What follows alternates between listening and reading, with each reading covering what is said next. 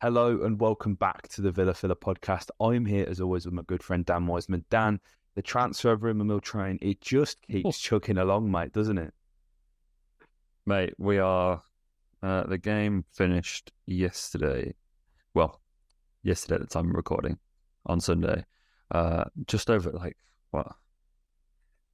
26 hours ago or something like that. 3 episodes already in the can. Let's go. It's a bank holiday Monday, but there is no rest for the wicked, nor is there any rest for you and I, because it's all systems go here. Most people, I imagine, who work in football look forward to the summer. It's a chance for a bit of R&R. Sure, he's still working, but it's nowhere near the intensity of the daily grind that is the season. But that is not the case for you and I, mate, because when the lights go off, you and I, we step into a whole new gear. That's it. We're used to it, man. It's what this industry's about, and it's why you guys have so much great content from us, if I do say so myself, because there is so many exciting things that are happening right now. And it would be rude not to talk about them, especially because, again, I have to apologise to Dan and let you guys know I am going to be absent for a week. I'm away on a work trip. However, you will possibly see me in short form, but you will definitely see me in some form, and you will definitely see Dan as well, because Dan has just been an absolute goat. So I would like to just extend my apologies to not only Dan, but our wonderful listeners and viewers on YouTube. But now we've got out of the way, mate. Pau Torres. God, I can't tell you how many episodes are we going to milk out of Pau Torres? I don't know. Honestly. We're going to do it, aren't we, mate? We are going to milk this for all it's worth. And I'm like 50-50 on Pau Torres, mate. Not on Pau Torres. I'm 100% on Pau Torres. I'm 50-50 on Pau Torres coming to Villa, because, you know, the news today is that he's had offers from Juventus and us, and he is taking his time to consider his options. And that is understandable. I can totally get that. And listen, Juventus are a massive club, but they're an absolute mess. They're an absolute mess. We're talking points deductions. We're talking sacking the board mid-season. We're talking not having enough money to sign players. They didn't even have enough money at one point to sack the board, which is what they wanted to do significantly earlier than they did, really. So it's an interesting one. Torres, undeniable talent, mate. Just what a wonderful player he is. He's phenomenal, right? Yeah, no, absolutely. He's hardly put a foot wrong this season under both Unai or Quique Setien. He's just been fantastic at a pretty tender age of 26.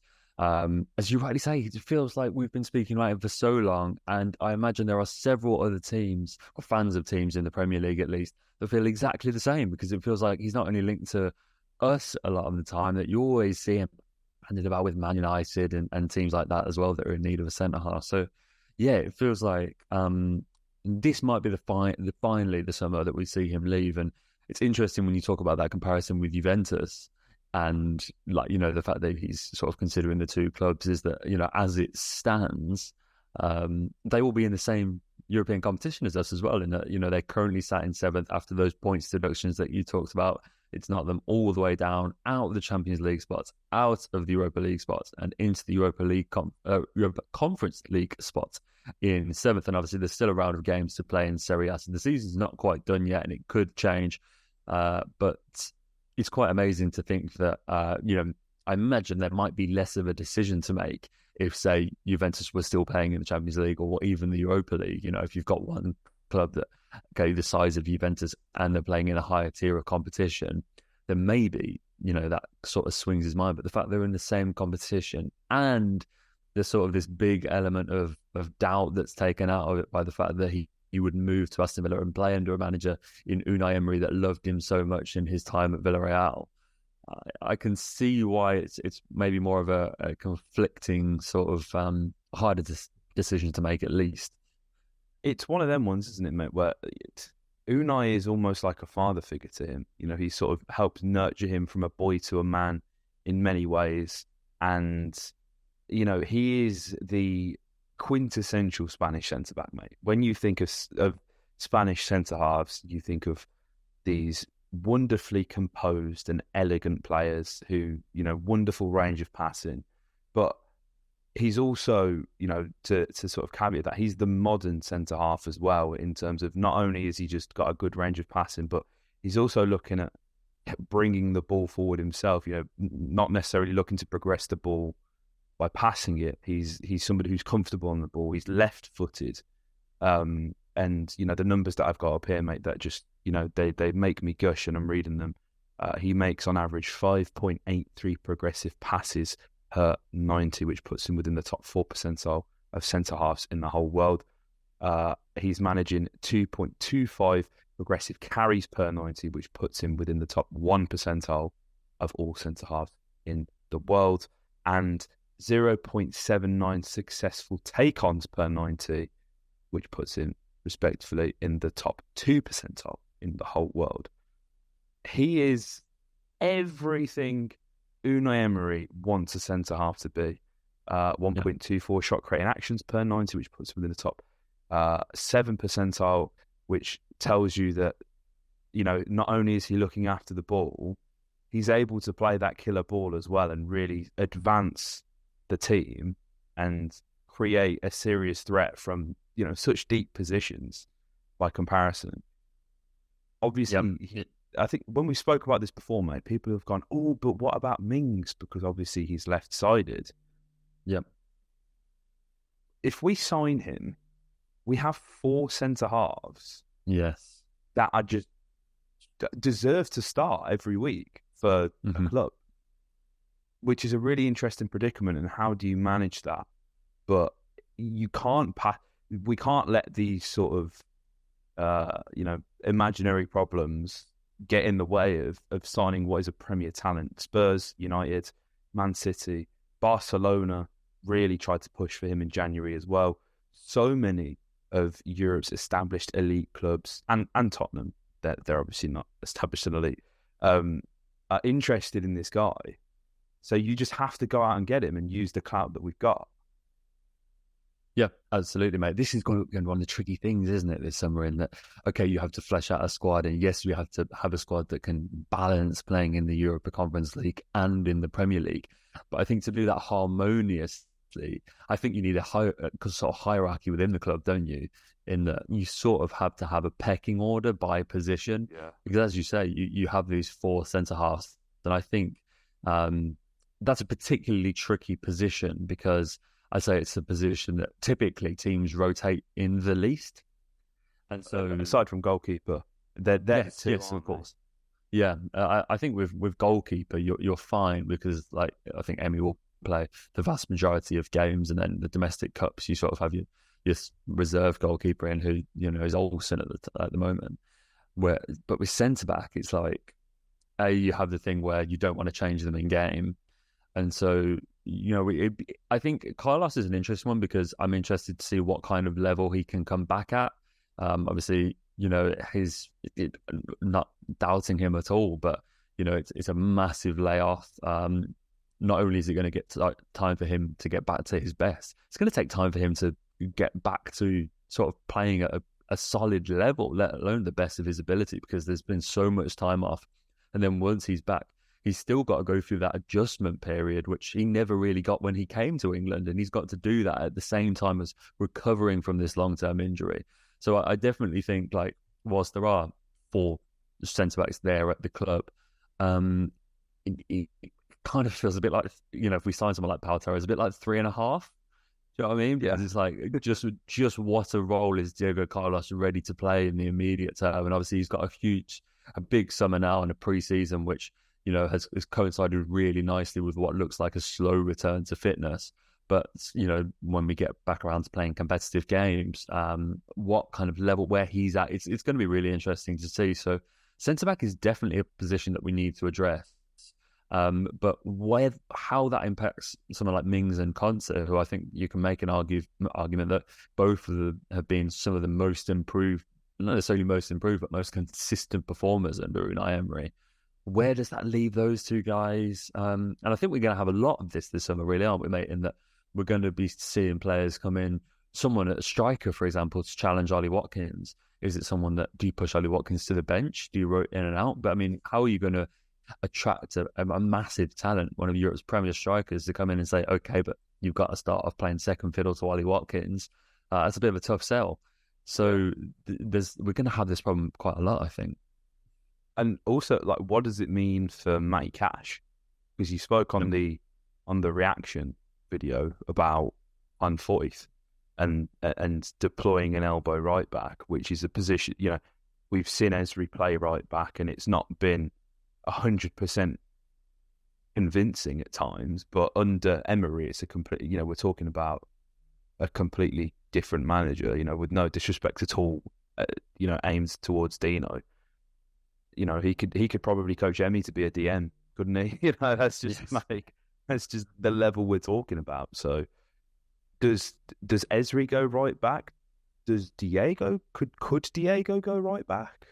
I don't necessarily think that's something he's done often, but in as I say, in that sort of elbow position, I'd be intrigued to see how it goes, because maybe that's where you save a bit of money as well, because I feel like there's a real shortage of quality fullbacks, mate. We kind of, every 3 years, the cycle of fullbacks isn't as long as centre-backs or midfielders, is it? I feel like with how the role is constantly being reinvented, you're looking at so many players, like, you know, there's only a few guys who are truly up there and putting up the numbers that you can say are elite talents, who are obviously way out of our sort of price range and supermarket that we're going to shop at. But, you know, again, none of that should deter us from signing Pau Torres. This is a signing that should be made. And I think, like, we know Emery is the king of you know, these cup competitions, and he takes domestic football seriously in terms of of domestic cup competitions as well. So we need a tight-knitted squad, but it also needs to be deep at the same time, and you need to be able to lean on Diego every now and then. I say lean, like that sounds so disrespectful, because he's way better than being someone to lean on. But, you know, over the past month, we could have been in a situation where either Esri or Tyrone gets injured, and we've got a not even half fit Diego on the bench, who obviously we can't lean on in that sense, because he's literally just been on the bench to sort of make up the numbers and keep him happy, from what Unai's been saying. So can I just throw in, just interrupt, mate? Can I just throw another curveball in there? Yeah. Callum Chambers. Oh yeah. Well, the thing with Chambers, I've completely forgot about Chambers. But the thing with Chambers as well, when we've seen him, he's been playing in right back, hasn't he? Yeah. But again, like, the thing is with Chambers, I think, or at least the way I see the Chambers situation from the outside, it's obviously going to be different, because, you know, when he signed, he was like, you know, I want to push for a spot, all this and that. He obviously knew that was never going to happen at Arsenal, but he's come and he's not been able to dislodge Mings and I forgot Conte's name already. He's not been able to dislodge that pairing. He's also not really been able to keep out either Young or Cash when, you know, because when Cash was having a bit of a tough time, Young was keeping him out. And then when Young was having a bit of a tough time, Cash was injured, but we still opted with Young. Yep.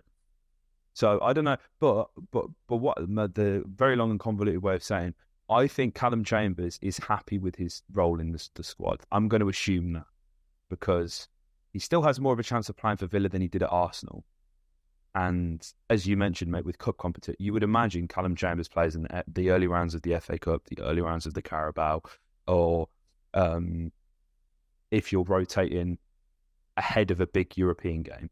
Because, you know, I think what we're also sort of neglecting to acknowledge is we could be playing away in, you know, we could be playing Dynamo Kiev away on the Thursday, right? And then on the Sunday, we could be playing Newcastle away. That's a nightmare when it comes to recovery, right? So whoever plays in that Thursday game may not even be fit to play the Sunday game. Do you know what I mean? So maybe that's where Chambers gets an opportunity as well. Yeah. He's a player that we sort of can't forget about. It wouldn't surprise me if he left the club this summer. I think, if you're a side coming up from the Championship, you could probably do a whole lot worse than going in for someone like Callum Chambers, who, considering we got him for peanuts, really, you probably wouldn't have to pay a lot for. And I still think he's a Premier League quality footballer. But it's just an interesting name to sort of throw into the mix. But, the thing is with Pau Torres, and we're going to see this with a lot of players, and, Ceballos, who we're going to talk about next, is that these guys aren't going to come cheap, not in terms of transfer fees, not in terms of wages. I mean, for Pau Torres, I think you're talking like 55 million. And when you sign a player for 55 million and you're Aston Villa, they play. They have to. You can't spend 55 million to sort of be like, oh, well, maybe you can play in terms of Ezri Konsa. No disrespect to Ezri Konsa, but like for any club, you sign a player for 55 million. Unless you're like Real Madrid or Barcelona, like these guys play football week in, week out, because when you spend that much, they command a starting spot. So, yeah, we're in. I mean, these are great problems to have, mate. Trying to figure out where Pau Torres fits into your back line, sort of thing. But there's a lot of other guys in the squad that we can't like forget about. And if you do sign Pau Torres, then I imagine that probably is the end for someone like Callum Chambers, because then you're really, really looking in from the outside. But definitely something to consider, mate. Well, I tell you, we both forgot about as well. Courtney, obviously injured. Yes, of course. Yeah, was excluded from squads at Watford before, and you can't imagine he has a future at the club, which is obviously sad. But just given the nature of where we've been and the fact that even he was struggling to get a game with Watford, who've been painfully average in the Championship under 2 or 3 different managers as well. You can't help but feel the writings on the wall for him. Ceballos, mate, interesting. Ceballos is getting active, mate. He's getting active, isn't he? Because he has he's taken to Twitter, and he's let us all know. He's let Real Madrid know, I think, more importantly, that he's not in Madrid. He's in London. And he's used red emojis as well. Obviously, Dani Ceballos, a player on loan at Arsenal, a player that Unai Emery has worked with, and he and Real Madrid, so just for context, and Daniel know better than I, but Real Madrid are in this really awkward phase of finances where they want a Galactico signing, and obviously they missed out on Kylian Mbappe when he signed the deal. Bellingham is happening. That will happen this summer. And you're looking at 120 mil right there, at least, being dropped just to get him through the door. But they have an aging squad, don't they, Dan? And, Karim Benzema, is he 35? He's not getting any younger. Obviously, the midfield of Kroos and Modric, I almost said Casemiro then. But, they're not getting younger, and as ageless as they are, they're not going to be around forever. And Carlo Ancelotti came out last week and said, look, we really want to extend the contracts of Dani Ceballos and of Marco Asensio and of Nacho Fernandez, but it's just not possible because they're having to be very particular about how they sort of finance things. And Madrid fans were losing their mind. I'm sure you'd have seen, mate, at them being linked with Joselu on a free transfer, who is obviously, like, again, Joselu is old, but since he's returned to La Liga, he's scored so many goals for Deportivo, hasn't he? He's been absolutely amazing. So that's how smart, I say smart, Real Madrid are shopping in the bargain bucket at the moment, because that's the only way they're going to afford Bellingham. And it's leaving us and them in very interesting contract situations with some of these players, hasn't it, mate? Yeah. Oh, totally, mate. Totally. And it's because, I think that Champions League semi-final against Manchester City, I think was a bit of a sad moment, really, because that's the first time I've ever watched that great Real Madrid midfield finally look like the game was passing them by a little bit. It was like, that was the first time I watched it. I was like, wow, like, Luka Modric looks a bit old out there, and I've never really said that before. And for that exact reason, Dani Ceballos has played an increasingly important role with Real Madrid as the season's gone on, as those boys and their legs have started to catch up with them. Which Modric, I think is 38. I mean, it's just incredible that he's still playing at these levels so late on in his career. But these things can't last forever, and Real Madrid will need to move on from that midfield. And when you're looking at that, and when these are your problems, when you're spending God knows how much on Jude Bellingham, and that deal's going to get done, and there's deals sort of coming off left, right, and centre, you'd be almost foolish to get rid of someone like Dani Ceballos, because right there is how valuable he can be. But for someone like Ceballos, it's like, what do you accept? Do you accept a kind of not a bit part role at Real Madrid? I think that's probably a bit harsh, but a rotation role. Or do you come and be, here's another sort of thing to do, is to, like, talk about in a similar situation to Pau Torres, is that I was about to say, do you come and be a surefire thing at Aston Villa?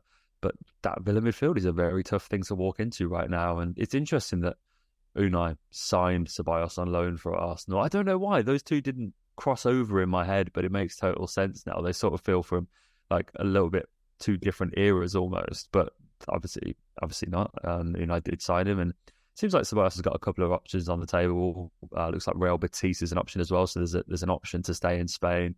But I think it's an interesting one to come back to the Premier League. But yeah, again, it's an interesting one, because we're going to have to put a fair bit of money on the table to get someone like Ceballos in.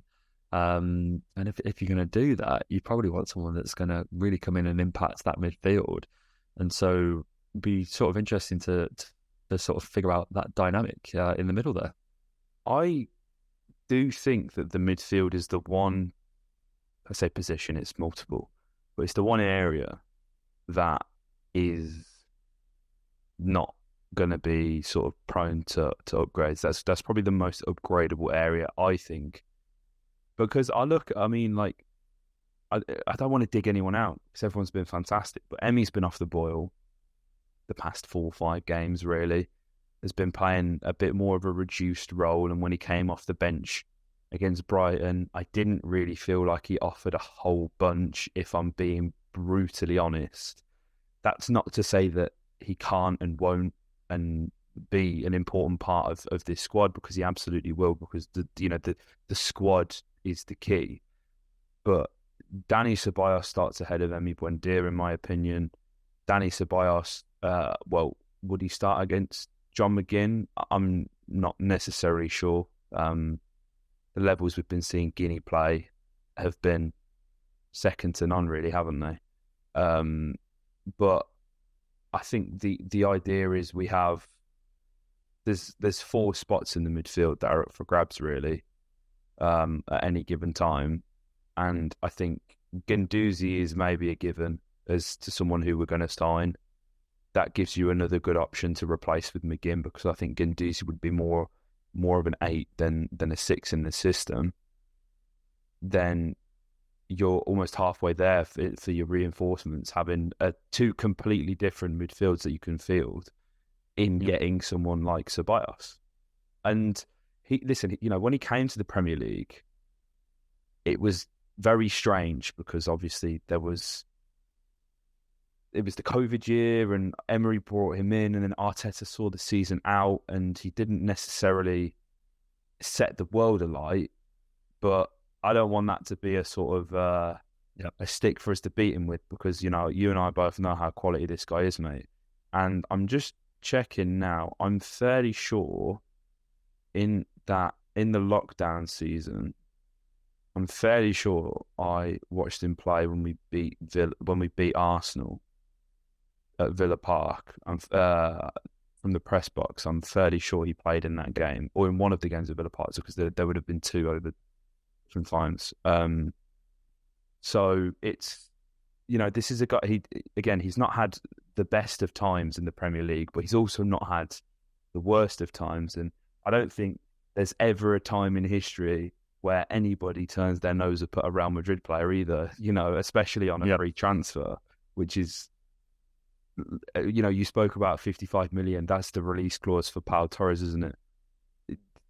This is where we get clever and creative with the accountant. This is where and I'm just going to disappear off screens. Deals need to be made, and it's not. We've Boubacar Kamara is living proof of how good the free agent pool can be. Every 2 or 3 years, some really top players become available.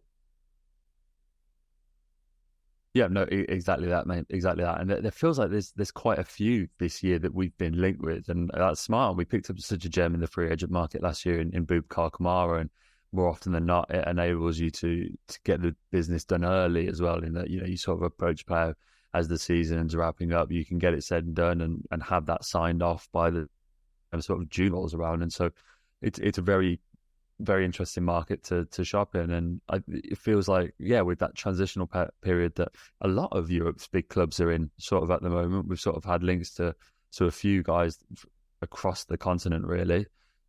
Guendouzi, sort of in that bracket as well, whose contract is running down. So let's see.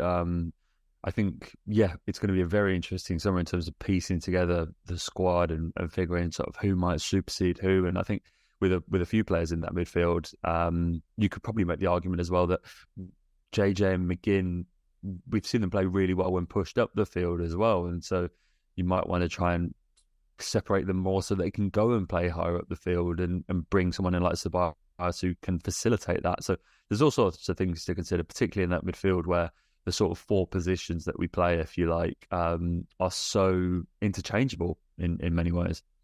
Yeah, and Ceballos is really unique, and I think he's a more polished McGinn, really. If we're going to compare him to what we've got, he can kind of do a bit of everything, the engine room.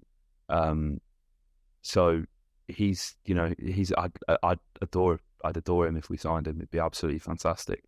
Guys, let us know what you think about these transfer links in the comment section down below. Dan and I are intrigued to know. We will be in the comments replying to you as well. You guys have been very active in there recently, and we appreciate it. So make sure you subscribe, hit a like, comment your thoughts below. Check us out on TikTok and Instagram as well. On TikTok, it's at Heart of the Holte. Instagram, it's at Villa Pod. Up the Villa.